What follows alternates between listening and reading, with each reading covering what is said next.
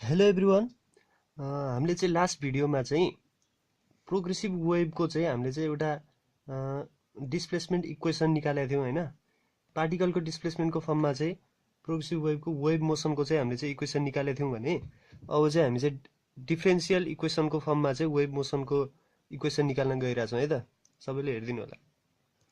Last time हामीले निकालेको equation के थियो? Equation of wave motion last भिडियोबाट के थियो भने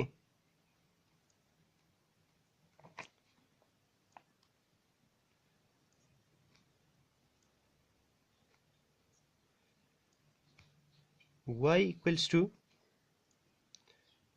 a sin 2 pi by lambda times vt minus x थियो।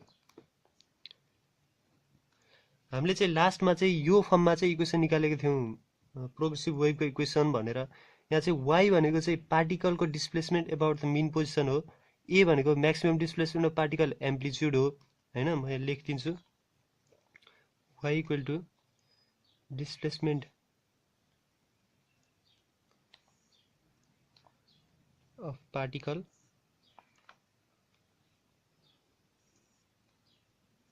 about mean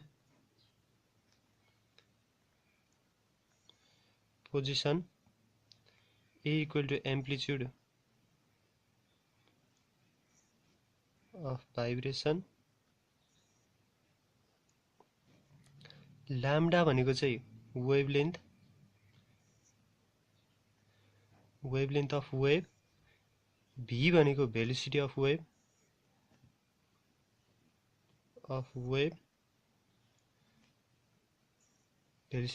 हो र x भनेको चाहिँ distance of particle from origin है।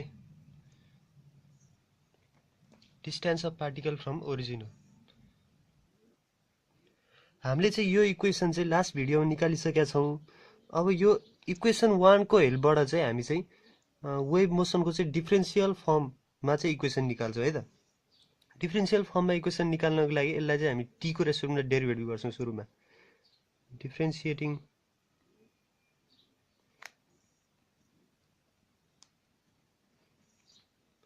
One with respect to t को रेस्पेक्टमा डेरिभेटिभ गर्ने हो भने dy by dt बराबर के हुन्छ? d by dt a sin 2 pi by lambda into vt minus x यही हुन्छ हैन त। यो भनेको अब के हुन्छ? t हाम्रो यहाँ छ, sin को डेरिभेटिभ हुन्छ cos, त्यसैले यो भनेको a cos 2 pi by lambda vt minus x into सँगै अब चेन रुल लगाएर के आउँछ भन्दाखेरि into 2 pi v by lambda आउँछ। यो भनेको 2 pi v by lambda into a cos 2 pi by lambda vt minus x हुन्छ।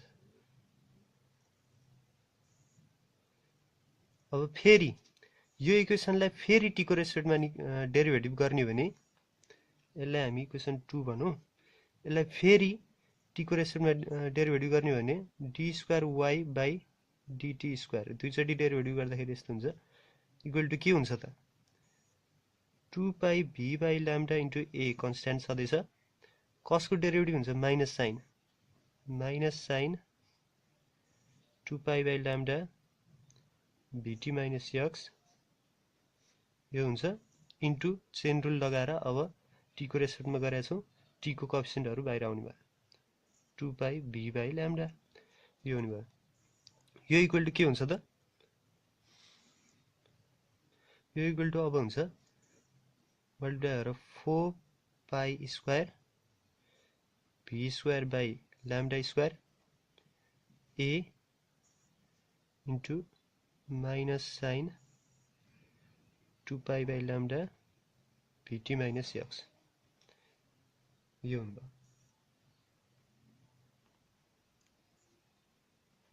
यसलाई चाहिँ हामी इक्वेसन 3 भनौँ। अब चाहिँ हामीले इक्वेसन 1 लाई चाहिँ अहिले t को रेस्पेक्टमा गर्यौं, इक्वेसन 1 लाई x को रेस्पेक्टमा डेरिभेटिभ गरौँ है त। यहाँ हाम्रो d square y by dt square equal यति भयो। x को रेस्पेक्टमा डेरिभेटिभ गर्ने हो भने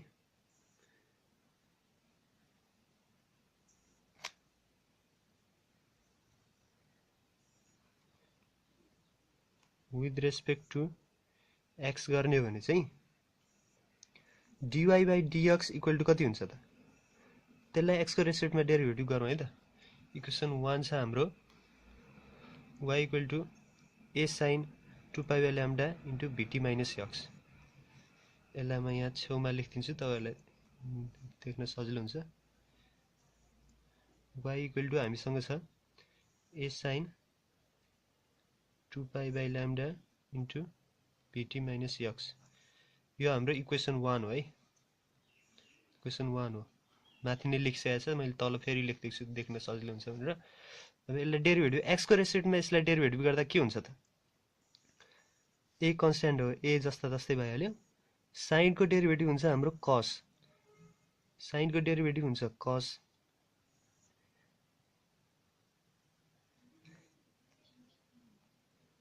साइन को डेरिभेटिभ cos हुने भएर यसको a cos 2 pi by lambda into भिटी minus x into chain रुलबाट डेरिभेटिभ गर्दाखेरि x को कोएफिसिएन्टहरु भएन। x को कोएफिसिएन्टहरु के छ? माइनस 2 पाई बाई ल्याम्डा यति हुने भयो। यो भनेको हुन्छ हाम्रो minus 2 pi by lambda into a cos 2 pi by lambda VT minus X. यसलाई हामी इक्वेसन 4 भनौँ है त। फेरि हामी चाहिँ यसलाई चाहिँ अब x को रेस्पेक्टमा डेरिभेटिभ गर्छौं। त्यो गर्दाखेरि d square y by dx square equal to के हुन्छ त? Minus 2 pi by lambda into a constant छ हाम्रो। cos को डेरिभेटिभ गर्दाखेरि माइनस साइन हुन्छ, minus sine 2 pi by lambda into भिटी minus X भयो। अनि चेन रुल लगाएर फेरि x को डेरिभेटिभ यसको गर्दाखेरि x को कोएफिसिएन्ट चाहिँ बाहिर आउँछ, माइनस 2 पाई बाई ल्याम्डा बाहिर आयो। यो इक्वल टु के हुन्छ? मल्टिप्लाई गर्दाखेरि फाइनल रिजल्ट के आउँछ भन्दाखेरि 4 pi square a by lambda square minus sine 2 pi by lambda VT minus X यो हुन्छ है त। यसलाई हामी इक्वेसन 5 भनौँ।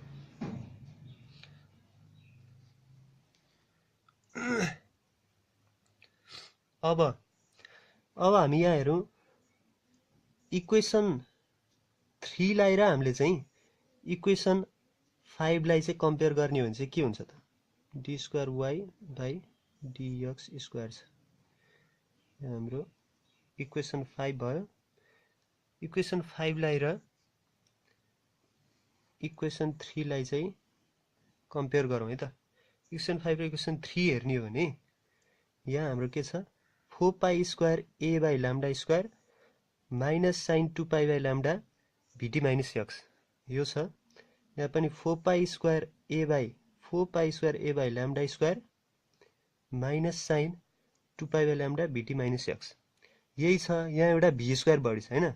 त्यो हुन्छ भने अब डाइरेक्ट यतिको भ्यालु चाहिँ के भयो? d square y by dx square भयो। यो हुन्छ भने यो भ्यालुलाई हामीले यसमा सब्स्टिट्युट गर्दाखेरि चाहिँ के हुने भयो त? From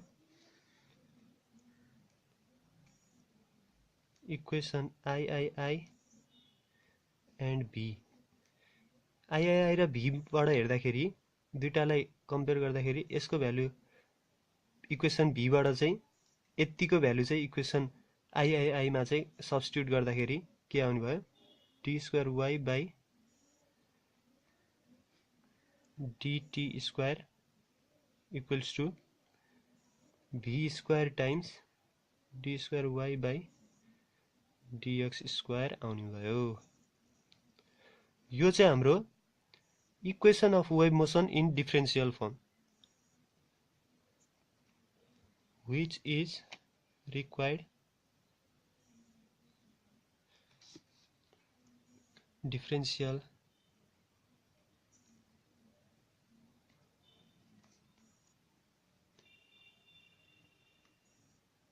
equation of wave motion।